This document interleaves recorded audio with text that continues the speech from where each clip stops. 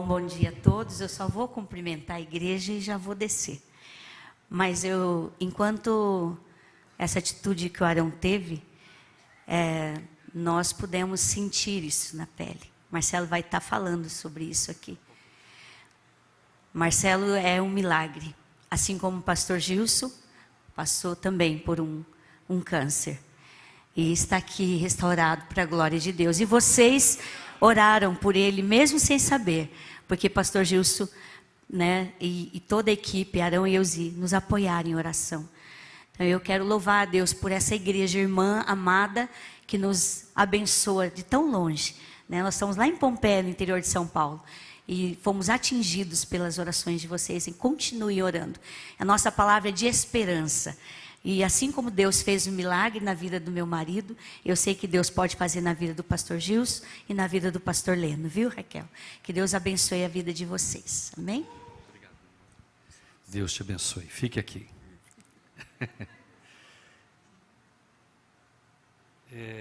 Há 37 anos eu proferi isso, e quantas vezes necessário for, eu vou repetir isso.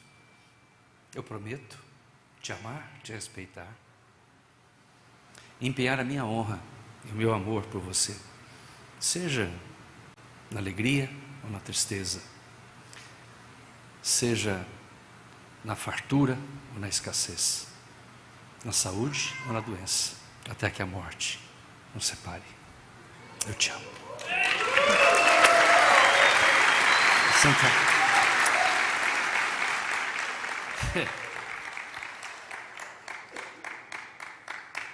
Isso faz parte do texto de hoje.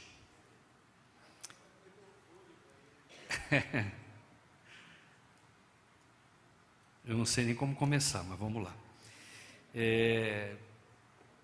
Eu vou começar sério. Normalmente eu começo brincando, contando uma historinha, mas acho que o ambiente não possibilita isso hoje. Conta a história de um marido que acordou pela manhã e foi até o guarda-roupa, pegou uma camisa.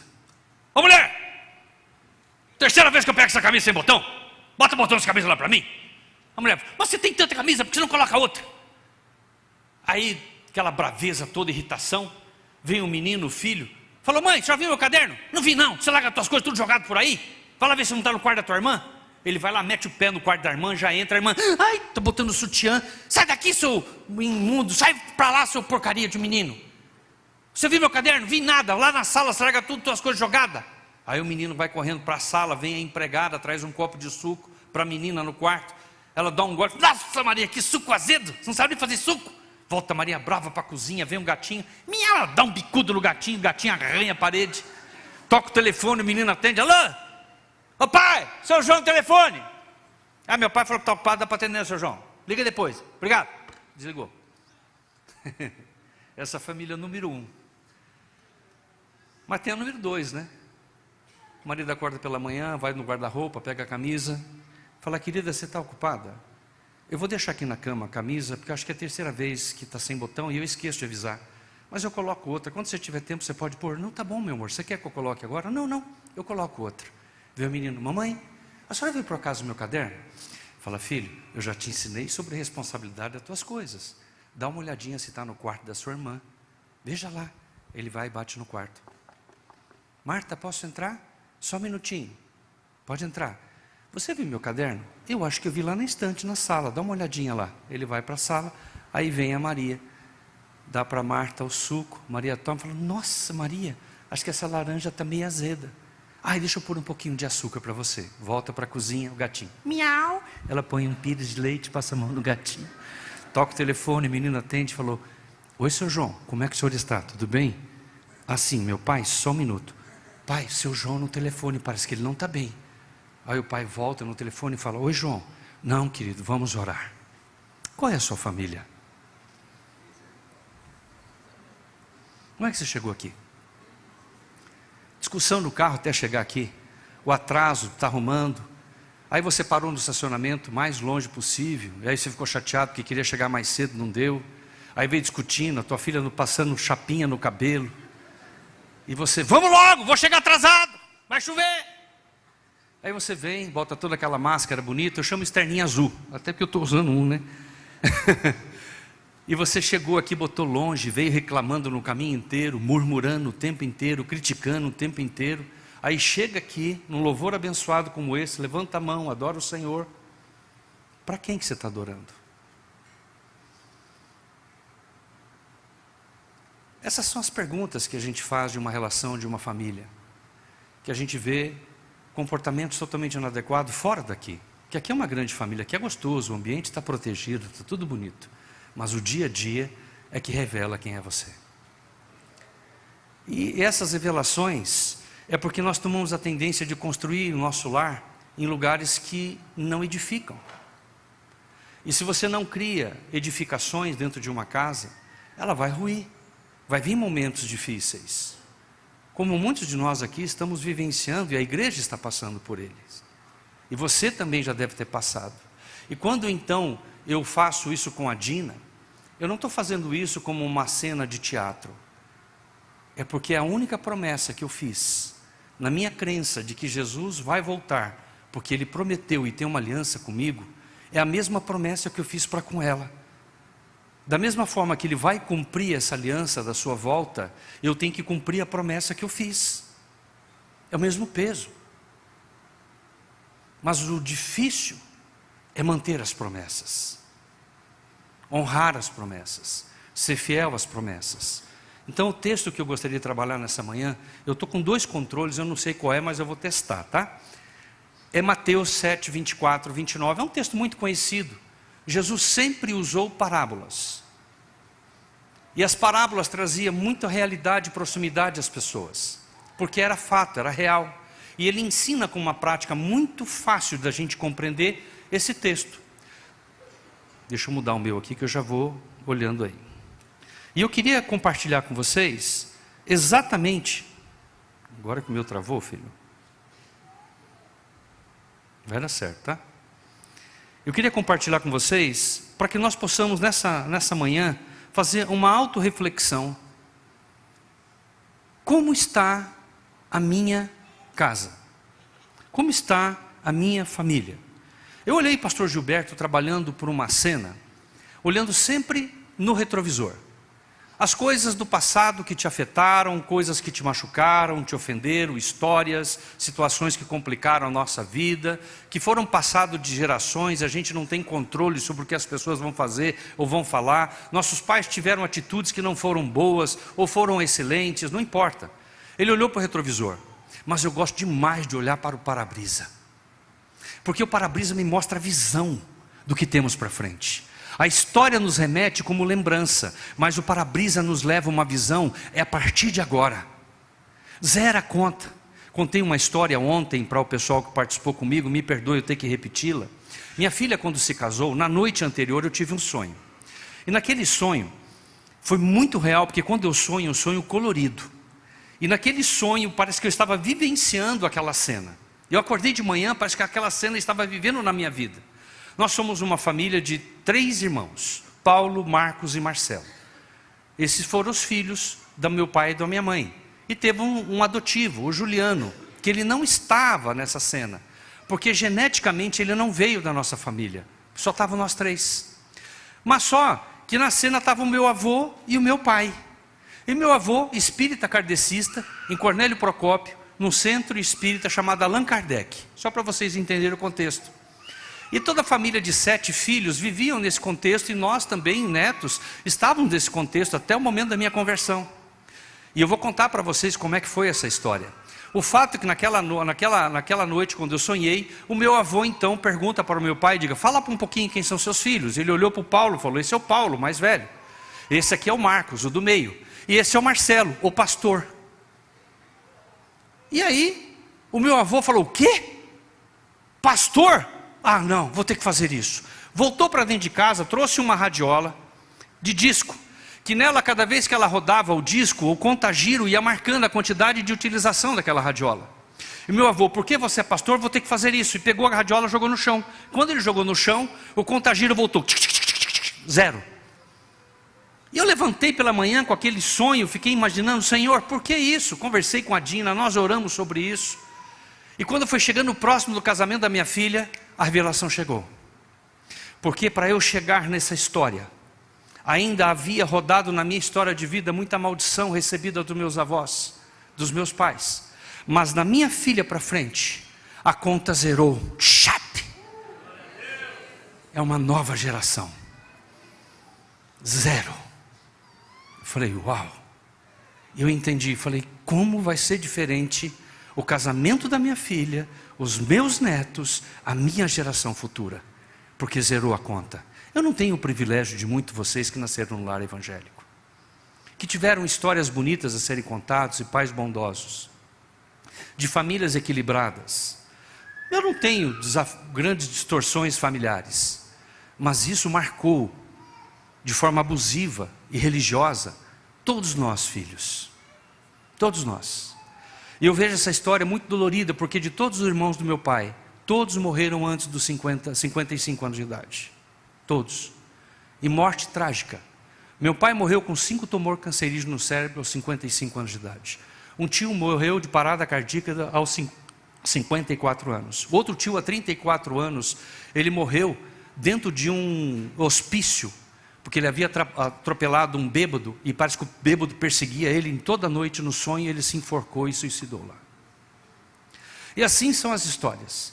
Só tem um tio meu, que viveu até os 84 anos de idade, mas porque aos 14 anos ele fugiu daquela casa, rompeu com aquela cultura, abandonou aquela fé, e foi embora. É o único que sobreviveu no meio de todos. Mas eu queria contar algumas coisas para vocês. Todo aquele, pois, que ouve essas minhas palavras e a pratica, será comparado a um homem imprudente que construiu a sua casa sobre a rocha. Caiu a chuva, transbordaram os rios, sopraram os ventos, bateram com força contra aquela casa e não desabou, porque tinha sido construído sobre a rocha. E todo aquele que ouve as minhas palavras e não as pratica será comparado a um homem insensato, que constrói a sua casa sobre areia. Cai a chuva, transborda os rios, sopram os ventos, bateram com força contra aquela casa, e ela desabou, sendo grande a sua ruína. Vamos orar. Pai, eu oro para que de uma forma tão doce, especial nessa manhã, não é o que eu falo, mas é o que o Senhor transmite. E o Teu Espírito está aqui nessa manhã para transmitir a cada coração. Minha oração para que o Senhor prepare o coração, o terreno, mude o terreno, para que a semente que é a verdade, que vem do trono de glória, caia no terreno fértil nessa manhã, e que produza e multiplique, para a glória do Teu nome. Por isso nós oramos, venha o Teu reino, e seja feita aqui a Tua vontade, no nome de Jesus. Queridos, quando a gente profere votos, é algo que a gente não tem impressão, não consegue discernir o que está por trás disso. E muitas pessoas têm eu não vou entrar em aspectos teológicos e nem trabalhar muito nesse tipo de assunto, porque isso traz muito pano para a manga, e não é o tempo para isso. Mas na minha compreensão, toda vez que alguém promete, ela faz um voto. Seja num cartório, seja em qualquer lugar que ela faça um voto de promessa, ele tem que ser cumprido. Porque a Bíblia diz, é melhor que você não vote. Não prometa se você não vai cumprir. O seu sim seja sim, o seu não seja não. E todo cartório hoje, quando vai se casar, é lá que você repete os votos. É lá que você diz sim. É lá que a aliança é formada. Eu não estou aqui questionando se Deus está nela ou não. Isso não é minha discussão. Eu estou discutindo aqui a promessa. Se Deus está ou não, aí depende muito da tua relação e para que Deus que você crê que você vai fazer isso. Aí alguns vão dizer que só é validado porque você prometeu diante de Deus e testemunhas. Lá no cartório, diante de Deus e testemunhas. Porque não há uma autoridade colocada sobre a terra que não provenha de Deus. E lá há uma autoridade, é um juiz. E você prometeu. Ali inicia uma aliança, um pacto. Deus está, piora a cena. Agora, Deus não está, é uma promessa entre duas pessoas. Mas quando Deus está, Ele faz parte dessa promessa, que está nessa relação. E a próxima pergunta é, na separação, e se Deus está na promessa, com quem que Ele vai embora depois que separa? Com o marido ou com a esposa? Ou Ele sai fora? Você vai sozinho. E a gente não consegue entender isso, porque esses assuntos não são pregados. Porque não traz peso para as pessoas acerca daquilo que elas prometem. E elas prometem e não sabem que estão prometendo. Então é melhor que não prometa. E Paulo avisou 5 vezes, não case. Por que as pessoas casam? Porque é um danoso, o mal, quando você não cumpre aquilo que você prometeu. Porque é o único pecado ou a quebra de um princípio que vai influenciar gerações para trás, para frente. O mal da quebra de uma promessa, de um princípio, afeta todos. Não há mais natais juntos, não há mais comemorações juntas, não há mais relacionamento das famílias juntas, não há momento junto com os filhos nas comemorações ou nas apresentações que ele for fazer. Não há. Há uma quebra de princípio e há consequências terríveis para todo mundo na relação. Como que fica tudo isso? Eu não estou jogando um peso sobre você, mas eu quero que você reflita, porque há uma oportunidade aí. Porque quando a gente faz uma coisa que a gente não deveria fazer, a Bíblia não diz o que a gente tem que fazer, ela só diz, se arrependa. O arrependimento te traz de volta ao coração de Deus. Não importa o que você já fez, não importa que decisão que você já tomou, não importa o que você já fez na tua história acerca disso, somente se arrependa. Não se justifique, não tente provar para os outros que você está certo, porque quando a gente está errado, a gente está errado. Guarde essa frase, você não precisa estar errado para se arrepender. Acaba todos os conflitos relacionais, primeiro você para com Deus e depois você para com o próximo. Mas no votos, é fácil quando você faz isso no momento de alegria, porque é uma alegria, é gostoso. O casamento é feliz, é tudo maravilhoso. Tem pessoas que põem dinheiro na relação do casamento, que é algo absurdo. Queimam um terreno, casa para fazer uma festa linda, maravilhosa, mas dura pouco tempo e se desfaz. O recurso empreendido não vai te proteger na promessa que você fez.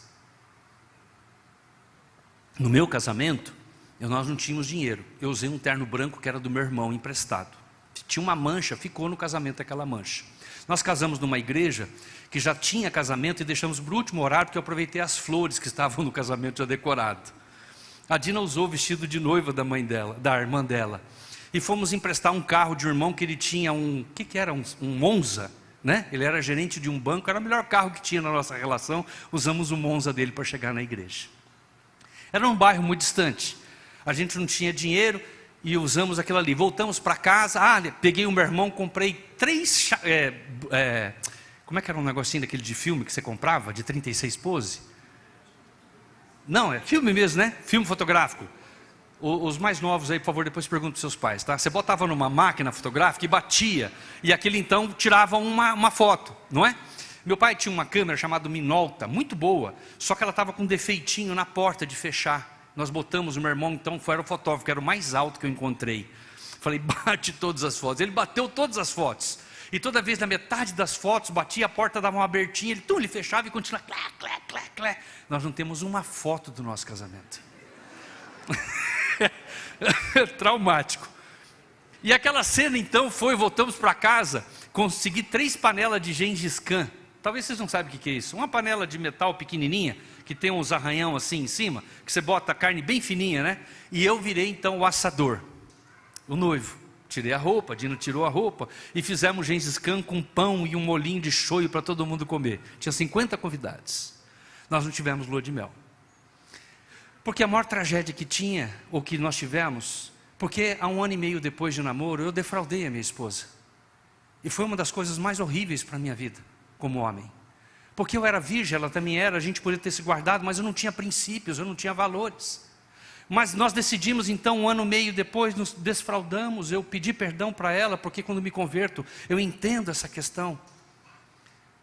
E aí, aos 12 anos, quando minha filha completou, eu tive uma reunião com ela e confessei o meu pecado para ela e orei para que Deus afastasse ela de homens igual ao seu pai. Porque confessai os vossos pecados uns aos outros para que sejam curados. Nós precisamos fechar conta, gente. Conta de coisas que foram abertas no passado e não resolvemos. E só confessando para ser curado. Não há atalho. Pode pedir perdão quanto você quiser para Deus. Deus vai te perdoar. Mas você quer ser curado? Confesse. Confesse. E aí eu desmontei aquela estrutura que a minha filha tinha sobre mim, porque eu confessei algo tão dolorido para mim como homem, mas para que ela tivesse a certeza que nós dois juntos estaríamos em busca e oração de um homem totalmente diferente do seu pai. E Deus assim nos agraciou no final da história.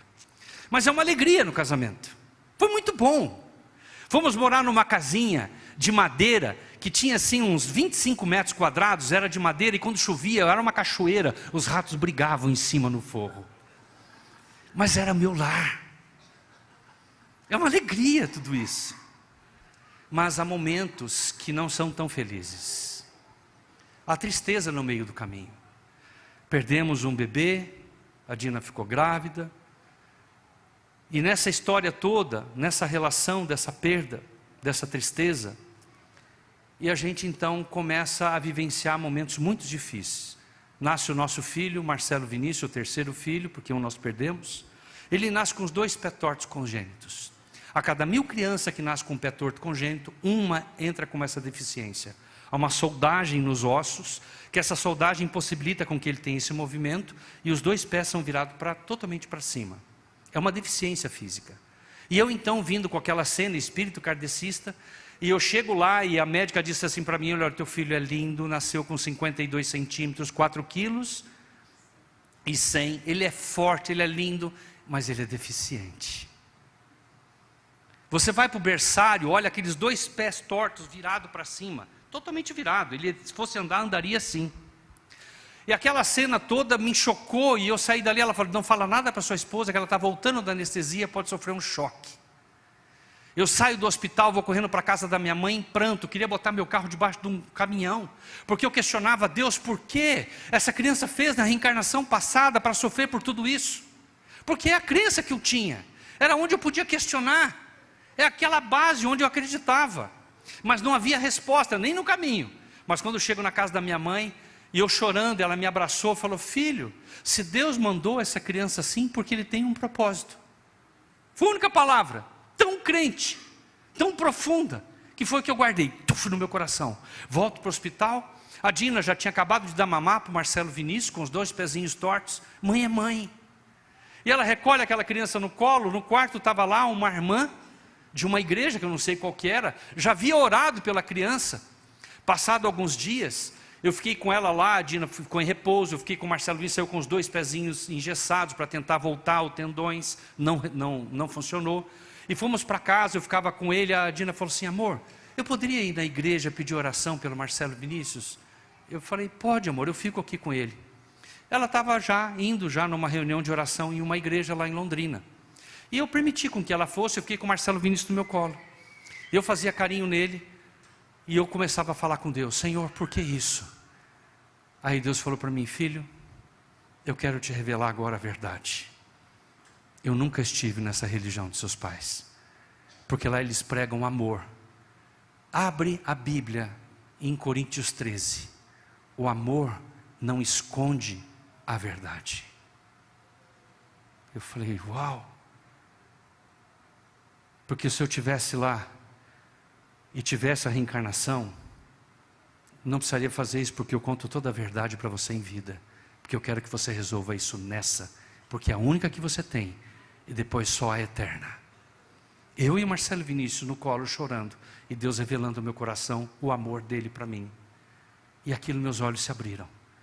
Toca a campainha, fui abrir a porta, era o Tadeu, que hoje é um pastor amigo nosso, e ele falou: Marcelo, eu vim no caminho pensando, você não gostaria de entender de fato o que é o verdadeiro amor de Deus?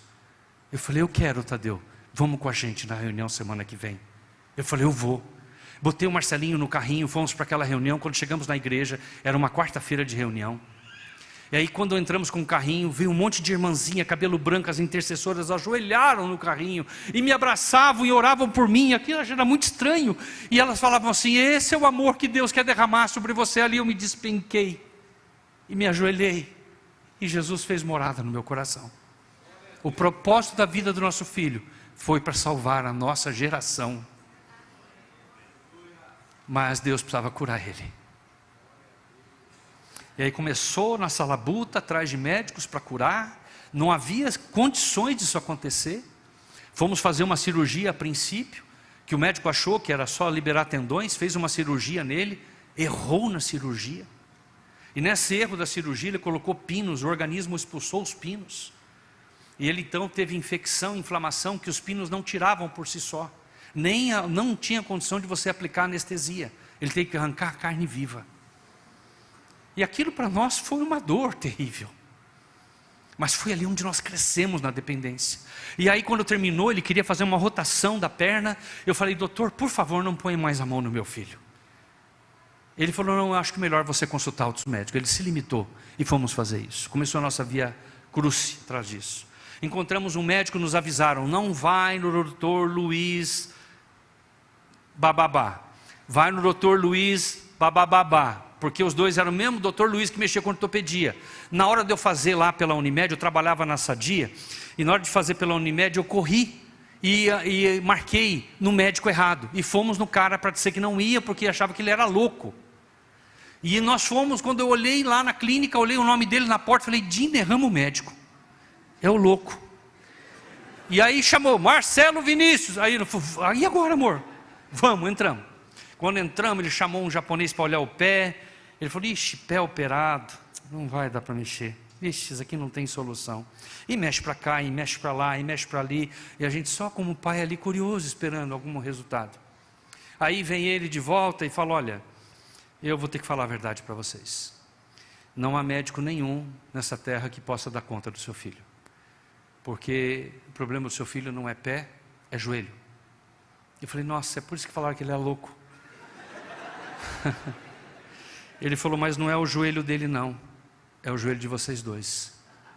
Se vocês não se ajoelharem aqui hoje, entregar essa criança e consagrar para o Senhor, Ele é o médico dos médicos que pode curar o teu filho. Porque médico nenhum dessa terra vai dar conta. Nos ajoelhamos na clínica, Ele impôs a mão sobre nós, nos oramos. Terminou a oração. Eu falei, agora entendi, porque chamaram ele de louco. Ele falou, eu vou tentar ajudar vocês. Em Curitiba tem um médico, em São Paulo tem um outro muito conhecido, mas é muito caro, mas vale a pena tentar consultá-lo. E aí então pensamos, a Dina falou, vamos lá. Fomos lá para São Paulo, ela foi fazer a consulta com o médico olhou o pé e disse, ela perguntou, doutor, como vai ficar o pé do meu filho? Vai ficar melhor? Vai ficar pior? Ele falou assim, pior do que está não vai ficar. Mas quantas chances de curar ele tem? Ele falou, não dou chance nenhuma. Quanto custa a cirurgia? É no hospital Einstein, em São Paulo, vai ficar não sei quanto. Eu falei, meu Deus, de onde eu vou tirar isso? E aí fui para a Sadia. Falei, olha, a gente precisa fazer essa cirurgia, e está nesse pé e tal. Falou, Marcela, vai ter que passar por uma perícia dos médicos em São Paulo. Volta eu para São Paulo agora, tratar com os médicos da Sadia, que na época era o médico de ortopedia de vôlei feminino da Sadia na época. Ele então olha o pé, a Dina fez a mesma pergunta, doutor, quanto de recuperação meu filho vai ter? Porque eu sei que não é o Senhor que vai operar, é Deus que vai operar. O médico olhou e falou, 100%. Ela falou, 100%? Eu falei, o senhor acabou de falar que não sou eu que vou operar, é Deus que vai operar. Deus não faz nada menos do que 100%. Mas o senhor faz a cirurgia? Faço. Marcou a cirurgia, onde foi? No Einstein, na mesma equipe do médico que ia cobrar uma fortuna da gente, e ele era o médico da equipe, do alemão Oswaldo Cruz, desculpa. Do alemão Oswaldo Cruz, e fomos para lá, operamos o pé do Marcelo Vinícius, primeiro pezinho, levou quase 7 horas a operação, espalmou todo o pé, gastou a calcificação óssea que havia para ele voltar, plantar o pé no chão, mostrou as fotos, é horrível. E aí 3 dias depois, ou quase uma semana depois, foi o outro pé. O Marcelo Vinícius já estava balbuçando algumas palavras, e ele botava a mão assim, porque não havia o remédio que desse para ele para passar a dor. Então ele encostava a mão no rosto da mãe, meu rosto, calma mamãe, calma papai, tipo assim, já vai passar. Nós ficamos 30 dias em São Paulo, num acampamento da Sadia. Aqui nós engolimos a palavra de Deus, a Bíblia, e a dependência do Senhor. Há momentos na vida que vão ter tristezas,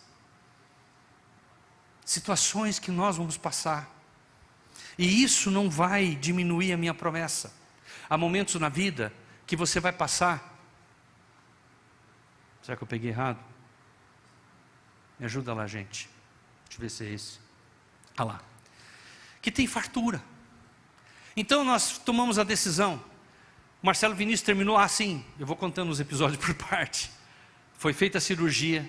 Depois de 40 dias, o Marcelo Luiz já estava andando de gesso, em pé, com os 2 pés no chão, plantado. Mas havia um problema, porque a gente precisava toda hora fazer o curativo no pé dele, porque foi feita uma cirurgia em cima de uma outra cirurgia. E a família asiática, ou indígena, eu não sei qual que é a natureza, naturalmente a queloide é um problema sério.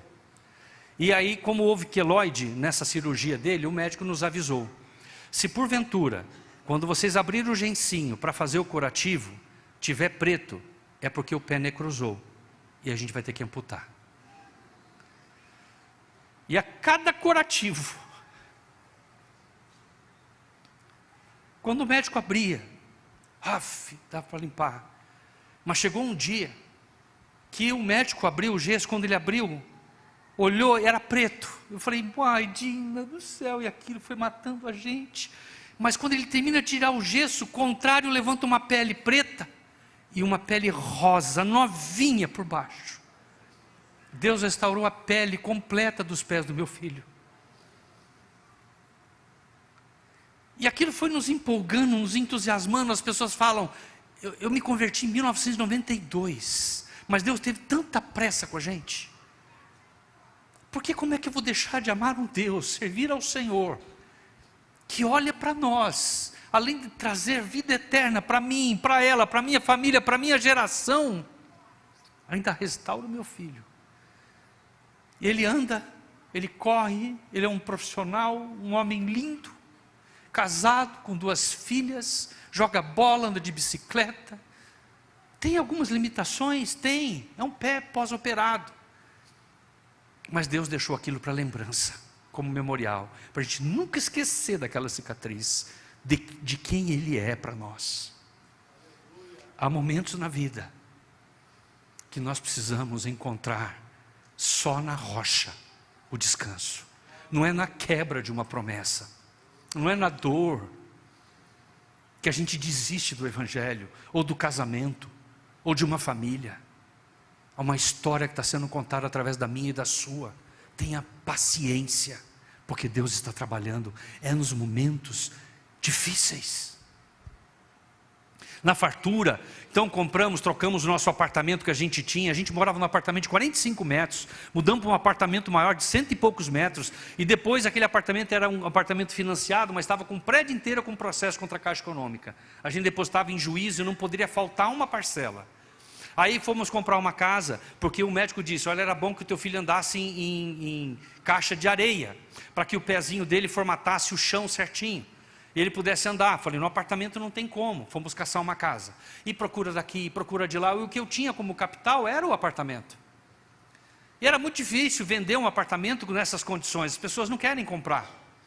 E aí eu cansei, corretor atrás, imobiliária e comprador, era muito difícil. Eu fiz aquela oração mais horrível que o crente novo faz: Deus me dá uma prova. Meu irmão, não faz isso não. Se a janela da minha casa, da porta da minha casa estiver aberta, porque é para eu fazer. Se estiver fechado, não é para eu não fechar o negócio. Sabe essas coisas assim? Eu também fiz ela. Eu falei, Senhor, me manda um corretor crente, um comprador cristão, porque eu achava que isso era referência para que eu fizesse bom negócio. Toca o telefone 5 horas da tarde, depois da oração, porque o inimigo age rápido, ele não demora não. E aí toca o telefone, falou, seu Marcelo, o senhor que está querendo trocar um apartamento numa casa? Falei, sou eu, assim meio descrente. Sim, sou eu e tal. Que jóia, porque eu tenho um cliente meu, mas ele só pode ir lá ver, o senhor só pode ver lá a casa depois de tal hora, porque ele está na igreja.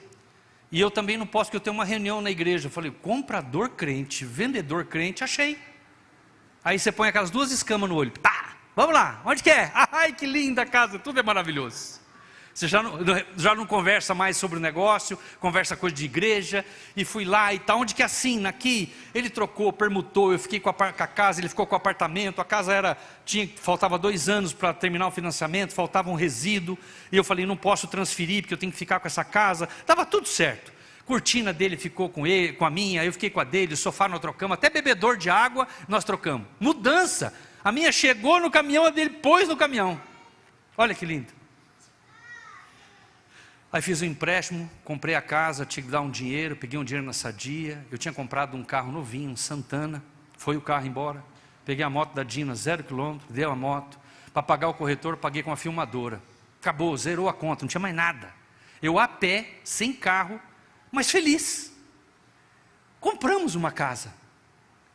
E aí, tudo maravilhoso, tal, eu tinha que pagar aquela parcela, daquela prestação daquela casa. E aí eu tive que acumular 2 parcelas para poder pagar, porque eu não tinha um dinheiro para fazer. Peguei um dinheiro emprestado da minha mãe, passaram-se 40 e poucos dias, falei, Dina, vai no banco e vê quanto que ficou de juro para eu poder pagar as 2 parcelas. A Dina foi lá no banco, oi, moço, eu vim pagar a parcela. Aí a moça falou assim, a senhora não pode. Falei, por quê? Porque essa casa está inadimplente há 5 anos.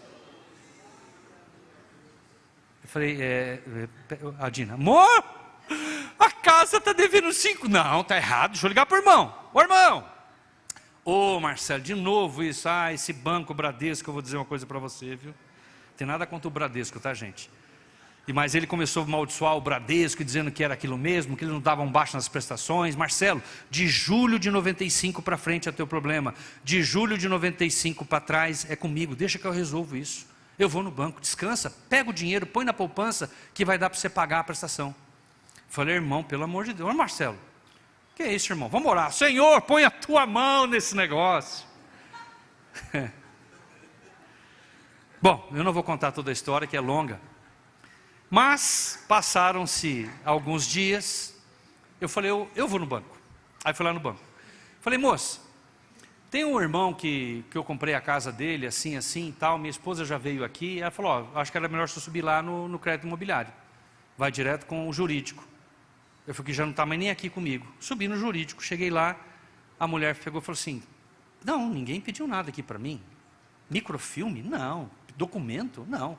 Eu já avisei, inclusive, acho que é tua esposa, que essa casa já voltou, já está no Rio Grande do Sul, vai para leilão. Eu falei, moça, não pode. Não, já acionamos inclusive o primeiro comprador. Nós estamos processando eles. Quem que veio atrás da gente? O primeiro comprador, o primeiro dono da casa. E aquela cena estava ali, armada. E eu falei, mas como é que eu resolvo isso? Ele falou, a única forma de resolver é senhor acionar o antigo dono. Ele vem aqui e paga esse valor. E mostrou o valor. Eu falei, o quê? Meu pai, como é que eu vou fazer isso? Bom, liquidando a história, tentamos de tudo quanto é jeito. E aí eu fui orar. E nessa oração, à noite, eu estava orando. Jejuamos por isso, eu e Edina. O que faríamos a partir daí? E aí tentamos acionar o nosso pastor. Conversamos com ele, ele ficou de fazer um documento para a gente correr atrás disso. Inclusive falar com o pastor desse irmão que nos vendeu a casa. E naquela noite eu tive um sonho. Naquele sonho, sabia como é que o sonho me pega? Naquela noite eu tive um sonho que eu botei aquele homem no madeiro, preso num quintal, e eu estava com uma vara de bambu, e naquela vara de bambu um monte de estilete e ferro, e eu batendo nas costas daquele homem durante 10 anos na justiça, e sangrando ele. E aí me veio a cena de Estevão, dizendo, perdoa-os. Aí vem Jesus na cruz, perdoa-os porque não sabe o que fazem. Não junte tesouro na terra. Filho, não foi a sua casa que tirou de você, foi a minha casa. Você não tem, você é só mordomo. Entrega tudo para mim. Abre mão, seja manso. Eu acordei de manhã e eu fiz essa oração e disse, vou perdoar. Falei para Dina, amor, Deus falou comigo. E o que ele falou? Que a gente tem que perdoar esse homem. O quê? Mas nem morto. Amor, deu tudo. Amor, não temos casa, porque para a mulher casa é segurança. Nós vamos ficar a pé, vamos morar onde? Debaixo da ponte? Falei, não sei. Deus falou para mim que nós não é para juntar nada nessa terra. Nada. Porque a traça corrói. O ladrão rouba. Ele tem um edifício para nós no céu. E não é para me preocupar com essas coisas desse mundo. Ela falou, não vou. Fui trabalhar. Peguei a pastinha da Sadia, fui vender linguiça. Daqui a pouco nós tínhamos pego um cachorro. Nós ganhamos um cachorro alemão branco, pastor alemão branco. E aí eu peguei de um gerente de supermercado que ele mudou para um apartamento e queria que eu cuidasse da cachorra dele, que também era alemã, pastor alemão branco.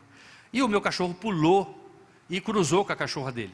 Passaram alguns meses, deu filhotinho, 12 bolinha branca, depois de desmamar ração, comendo e soltando tudo que eles comiam.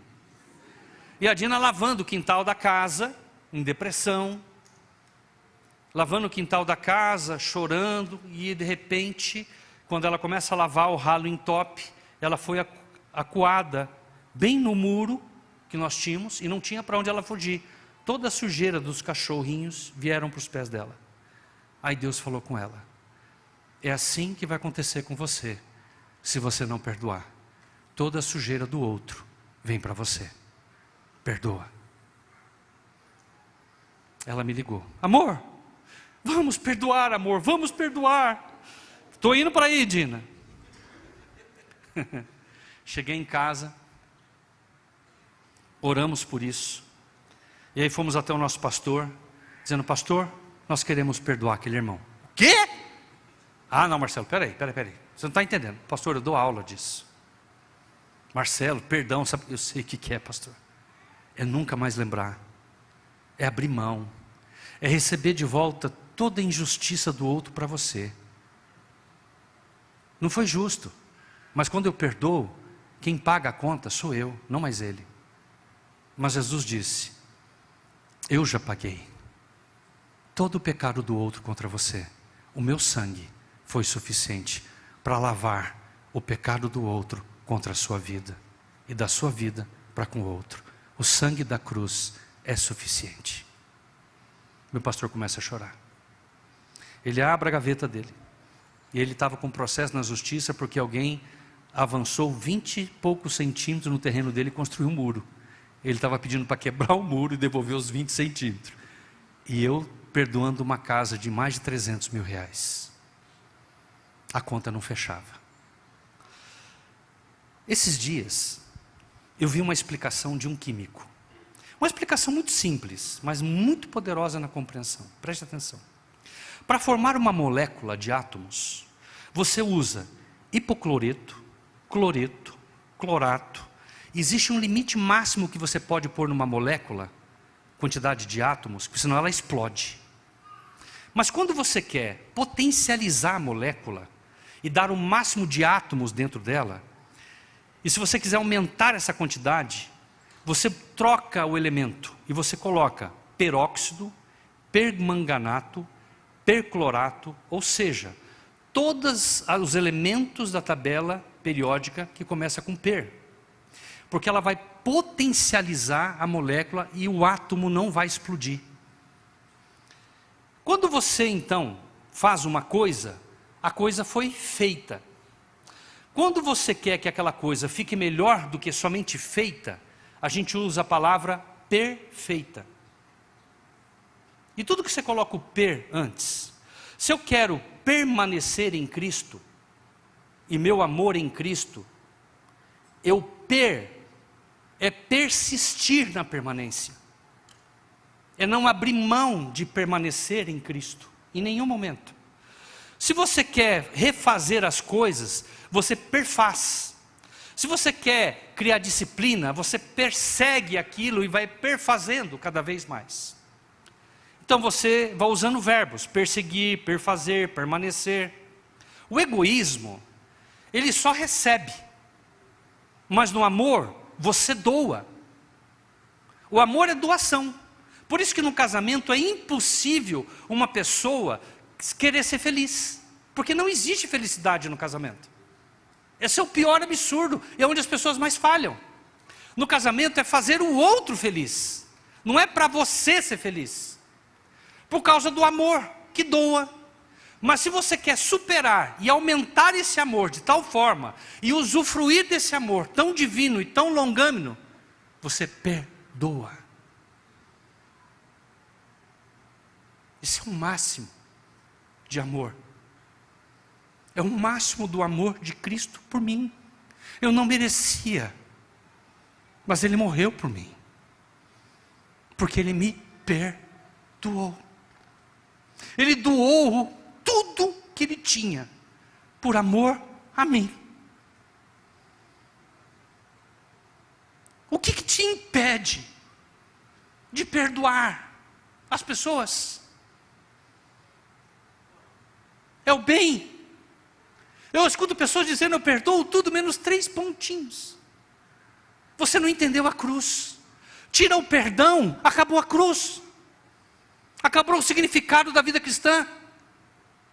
Nós não merecemos. E Jesus disse, Deus, Ele falou: ore assim. Se o teu pai que está no céu, se você não perdoar o teu irmão, o pai não vai te perdoar. Há uma conexão de consequência. E a gente está preso a picuinhas, a coisas que vão esmagando as relações da família. Filhos se afastando do coração dos seus pais, pais se afastando do coração dos seus filhos, maridos indo embora, abandonando a sua casa, por falta de doar, perdoar. E aí vemos aqui ainda, continuamos louvando e adorando a quem? Não bate, a conta não fecha. Você não fica completo. Por isso é necessário perdoar. Pegamos nossos filhos, porque nessa cena toda o homem desapareceu. Descobrimos depois que o apartamento que ele havia pego da gente como calção não poderia atrasar as mensalidades. Já havia 3 que ele não havia pago, e 4 condomínios. Quando eu volto no apartamento para ver, vou no advogado: advogado, você perdeu o seu apartamento, Marcelo. Eu fiquei sem apartamento, sem casa, sem carro, sem moto. Arrumei o fusquinha do meu irmão para trabalhar, alugamos um apartamentinho de 40 metros para a gente voltar a viver, reconstruindo a nossa vida. Isso não vai me paralisar. Aí então pegamos nossos filhos, chegou um casal e falou para nós: Marcelo, vocês perdoaram aquele homem, mas ele não sabe. Eu falei: se eu encontrasse ele, eu cobraria ele. Está vendo como é que você não falou para ele que você perdoou? Daqui para mim. Ele tinha uns contatos com a Polícia Federal, pegou o CPF do cara e descobriu onde ele estava, porque ele havia um movimento numa conta bancária. E aí então chegou no finalzinho da tarde lá em casa, pegamos nossos filhos, botamos no carro junto com o casalzinho e fomos até a casa desse homem. Chegamos lá no finalzinho da tarde, para a noite. Batemos palma, a esposa dele saiu, ele foi correndo no fundo, a gente viu ele se escondendo. E aí encontramos ele, ele veio, ele chegou para mim: olha, está aqui uns negócios do Bradesco. Eu falei: seu Antônio, só um minutinho. E nós viemos aqui para dizer para o Senhor que o Senhor não nos deve mais nada. Não, seu Antônio, já foi pago toda a sua dívida. Mas quem que pagou? Cristo, através do sangue. E eu vim aqui para declarar o meu amor e o meu perdão para o Senhor. Botamos nossos filhos na roda. Mônica tinha 6 anos, 9 anos, Marcelinho 6 anos, ou um pouquinho menos, né? Menos. Ficamos na roda, eu fui lá, beijei a face daquele homem e o abençoei. Viramos, saímos. Meu querido, no outro dia, o céu era azul. As folhas eram verdes. Eu consegui ouvir o canto dos pássaros. Não há preço para a paz que vem do alto. O mundo não pode dar. Começamos nossa vida. Deus começou a tirar. Próxima coisa que Ele queria tirar: trabalho. Porque eu não entendia que o fato de eu só tirar a casa, eu permaneceria como provedor, orgulhoso, prepotente, arrogante, dono de si. Ganhava 25 salário mínimo na época. E eu recebo um telefonema: Marcelo, você quer mesmo servir ao Senhor de tempo integral? É o que eu mais quero na vida. Mas você tem certeza? Eu falei: tenho. Eu gostaria de chamar você para trabalhar com a gente aqui na universidade. Só que a gente não consegue te pagar. Quanto que é o salário? 0. Eu te ajudo com uma oferta aqui de quase 1.000. Um carro para você poder trabalhar aqui. Vou te dar um emprego na gráfica para você não ficar sem INSS. Um celular para você poder usar. É o que eu posso te dar. Eu falei: joia, Jorge, obrigado. Mas eu fui orar. Meu irmão, vai orar. E na hora de orar, na oração, Deus voltou, falou: filho, eu quero isso daí. Mas Senhor, meus filhos, eu que sou o provedor. Abre a janela da tua casa, vê se tem um pardal voando. Se tiver um pardal voando, descanse a sua alma, porque se eu dou aos pardais o de comer, de vestir e de morar, não vou dar a você que é filho.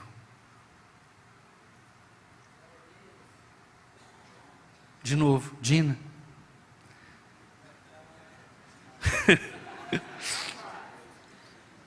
E aí, amor?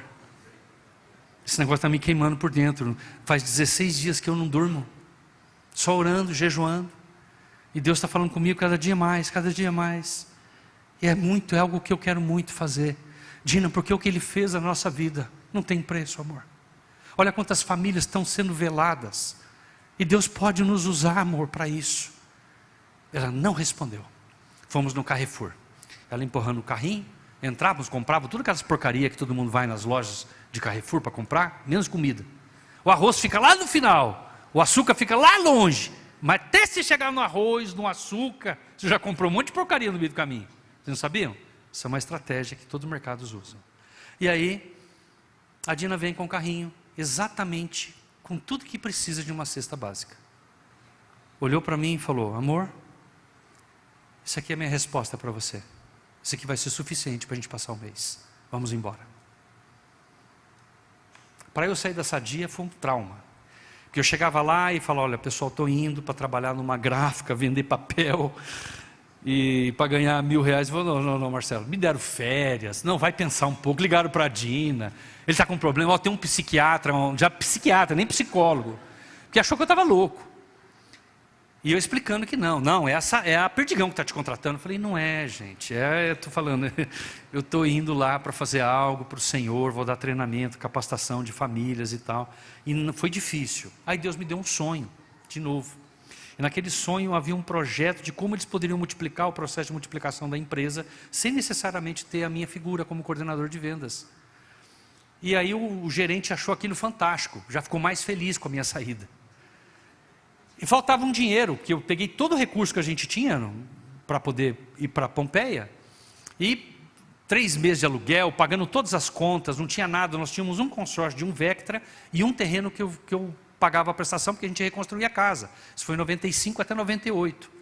Falei: vou ter que reconstruir. O carro é para construir, para a gente poder andar, e o terreno é para a gente construir nossa casa em Londrina e começar a vida. Muito bem. E eu falei: como é que então separei 3 meses de consórcio, 3 meses de prestação, até dar o tempo do que eu iria fazer. E vamos embora. Mas faltava 5.000 para fechar a conta. Aí Deus falou para mim: vai lá na Sadia e pede para o dono da Sadia, que era uma distribuidora, que você quer uma oferta da empresa. Ele é um catarina, católico. Eu falei: ele não vai entender isso aí. Eu falei: pede, filho. Eu falei: eu vou lá. Eu falei: seu Bruno, preciso falar com o senhor. Ele parou e falou assim: fala, guri. Eu falei: o senhor sabe que eu estou indo embora. Eu falei: então, rapaz, estou sabendo aí que você vai deixar a gente, mas que tristeza, não sei o que, tal e coisa. Eu falei: então, seu Bruneto, eu estou indo e tal, mas eu vim aqui pedir um favor para o senhor. Eu falei: qual foi? Deus pediu para falar um negócio para o senhor. Faz 10 anos que eu trabalho aqui. E a gente sai aqui sem muito recurso, e eu preciso viver minha vida lá. E eu queria pedir uma oferta para o senhor. Ele falou: o quê? É uma oferta, a gente faz muito comum na igreja, a pessoa dá oferta para a gente. Falou: oferta? Falei: na minha conta faltava R$4.950 para fechar a conta. E aí eu pedi aquela oferta para ele, e ele falou: rapaz, eu vou conversar com o sócio, mas é muito difícil nós fazer pela empresa isso, porque não tem como contabilizar e tal. Aí ele falou: volta daqui 2 dias. Falei: tá bom, daqui 2 dias eu estava lá. E aí, seu Bruneto? Falei: rapaz, conversei com o sócio, nós não vamos conseguir fazer realmente nada não, viu, guri? Mas olha, vou falar uma coisa para ti, viu? Rapaz, você mexeu comigo, eu tenho 45 anos de RH. Eu nunca vi um cabra sortar um emprego igual o teu, para ganhar um salário. Você está abrindo mão de 25, rapaz? Olha, se isso está no teu coração, você vai ser um cara mais feliz da vida, viu? Isso mexeu comigo, rapaz. E eu vou te dar esse tal de oferta que você falou. E arrancou o cheque. 5.000. Aí eu comecei a chorar. Eu falei: seu Bruneto, é isso aqui que eu vou servir. É esse Deus que move corações. Mas a vida, queridos, ela continua. Na saúde é tudo lindo, maravilhoso. Mas tem um momento da doença. E eu posso dizer que talvez foi um dos momentos mais difíceis para mim, mas ao mesmo tempo foi mais fácil. Porque nesse momento, o mundo cai. O diagnóstico nunca é bom. E eu já venho de um histórico paterno, de um pai que eu perdi com 55 anos. E eu estava completando quanto, Dina? 55 anos. E ali, quando chegou para mim, nasceu uma bolha na parte superior do meu maxilar. Eu tenho, minha nora, ela é dentista. E aquilo ficou durante um período e não diminuía, e tentando tomar remédio para diminuir, e nasce uma outra. E aquilo começou a me incomodar, eu fui a ela falou, sogrinho, vamos ver se isso não é canal. Ela acabou de ganhar a Lara, nossa neta, e ela falou, eu não vou conseguir ir lá fazer a radiografia, mas vai lá tirar. Chego lá, a radiografia estava quebrada. Eu tive então que ir para um amigo nosso, na cidade vizinha, que é Marília, e ele vai lá e tira 16 radiografias. Ele viu um túnel na minha boca, que era falta de osso. Ele achou que era o túnel nasal, que normalmente algumas pessoas não têm essa parte de ósseo. Mas ele botava a mão por dentro, fez sensibilidade, o dente tudo perfeito. E ele pegou e falou, Marcelo, faz uma tomografia, está estranho isso aí. Aí eu fui fazer a tomografia, e o resultado que eu já não tinha mais osso nenhum na minha arcada dentária. E a qualquer momento, todos os dentes poderiam cair de um dia para o outro. Eu não tinha um dente amolecido, tinha todas as sensibilidades. E me levaram então para um médico, que mexia com pescoço e cabeça. O médico olhou e falou, vamos ter que tirar um pedaço da tua costela, fazer enxerto, você vai arrancar todos os dentes de cima, vão ter que fazer implante dentário, porque alguma coisa corroeu o seu dente. Mas deixa eu fazer uma biópsia. Foi lá e tacou uma anestesia, que pegou bem no meu nervo, quase pulei no teto. Ele foi lá, fez a raspagem, tirou, e mandou para fazer a biópsia. Quando chega o resultado, no dia estava lá na frente dele, eu e Dina. Ele falou, esquece o tratamento dentário, porque você perdeu toda a parte óssea, porque você está com câncer, e esse câncer já comeu os ossos da tua face. E ele é muito violento, é um câncer, um linfoma Hodgkin. O do pastor Gilson é não Hodgkin, fique tranquilo, vai dar tudo certo. E meu estágio era um estágio ainda que manifestou, porque ele não se manifesta. Essa foi a bênção. E aí o tratamento foi 8 aplicações de químio, em média de 7 horas e meia cada aplicação. E foram momentos bastante difíceis, que a gente tem que sair de Pompeia para até Marília para fazer, junto com o tratamento do SUS. Excelente tratamento, eu digo para vocês. Mas eu fiz pela Unimed. Mas quem mais sofre não é quem está recebendo, é quem está em volta. Os filhos sofrem, a igreja sofre, a esposa sofre. E aqui para mim é o maior peso de uma promessa, na saúde ou na doença.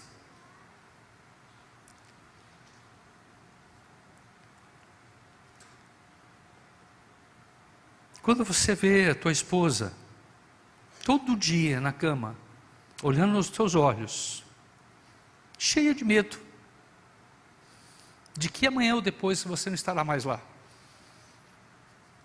E mesmo diante desses medos, eu não sei onde que ela foi buscar tanta coragem. Ela olhava para mim e todos os dias, ela repetia as promessas para mim. Eu prometo.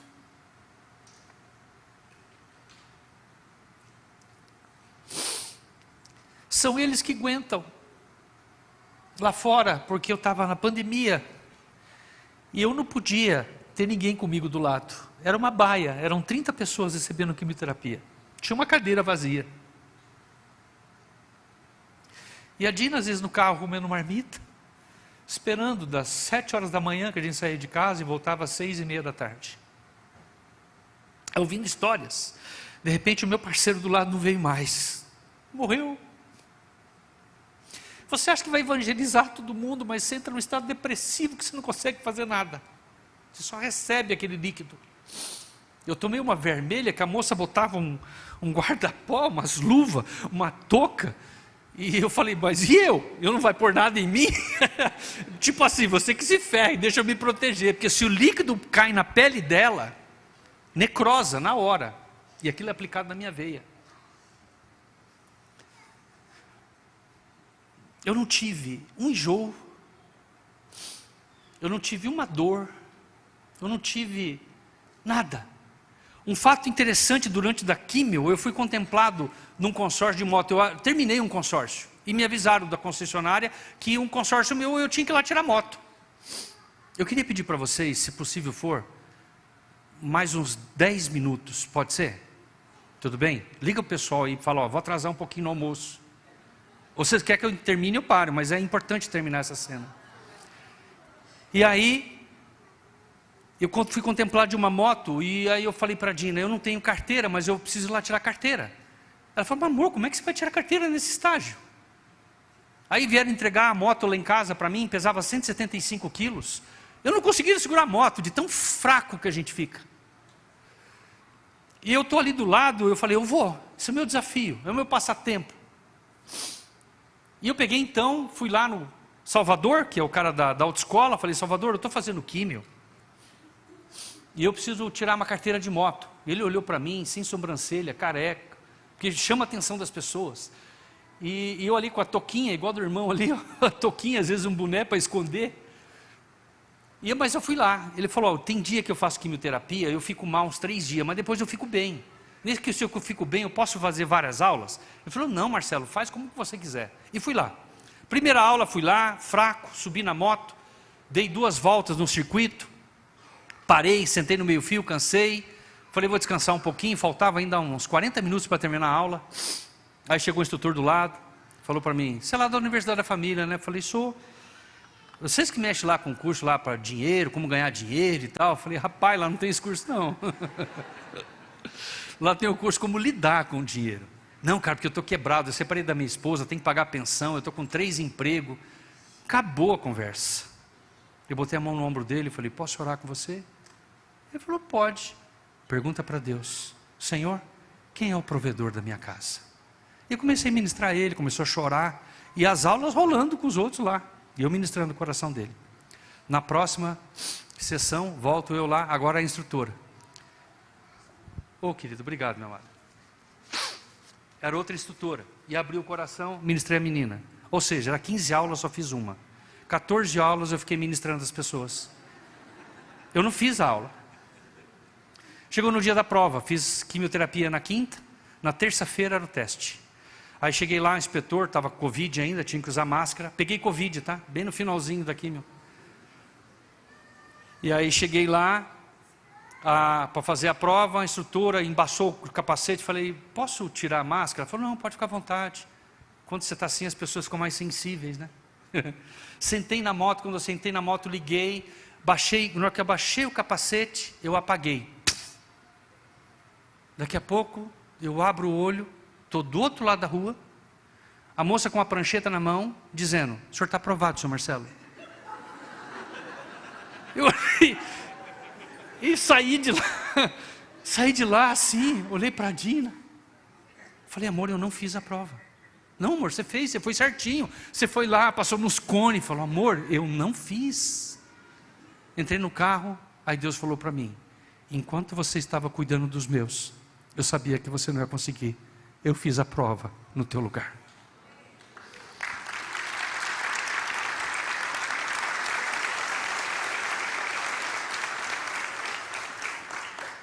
Foi nesse período que eu mais servi a Deus. Eu gravei todos os treinamentos antes de perder o cabelo, que até hoje está rodando. Milhares de pessoas estão sendo abençoadas, porque eu não me dobrei à doença.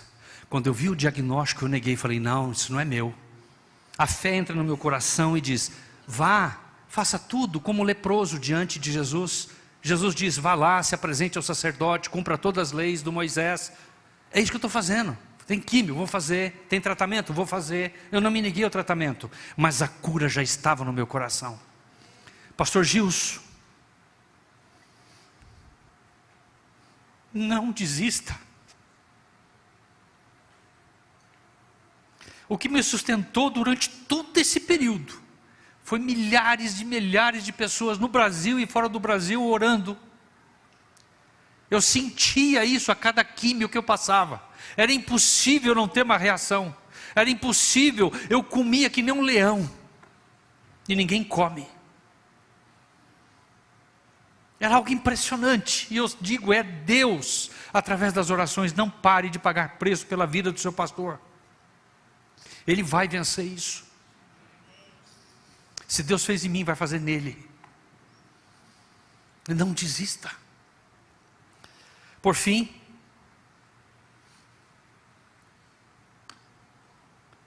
se você quer ter uma casa construída numa rocha, a única certeza que você tem na vida é que você vai morrer. E que não termina aí. Ela termina na eternidade. Jesus é a rocha. E se você abrir mão da sua família e não estar na rocha, você é um insensato. Vem vento, vem chuva. Eu olho isso fazendo correlato. Essa mensagem não foi feita agora. Faz tempo que eu ministro sobre isso. Mas eu fico imaginando a dor daqueles irmãos do Rio Grande do Sul. Muito construíram casas sobre areia. Veio vento, veio chuva, em lugares errados. Botaram a sua fé, sua confiança nas coisas do homem. E se você está passando por luta e dificuldade, primeira coisa que eu digo para você: se arrependa dos seus pecados. Peça perdão a Deus.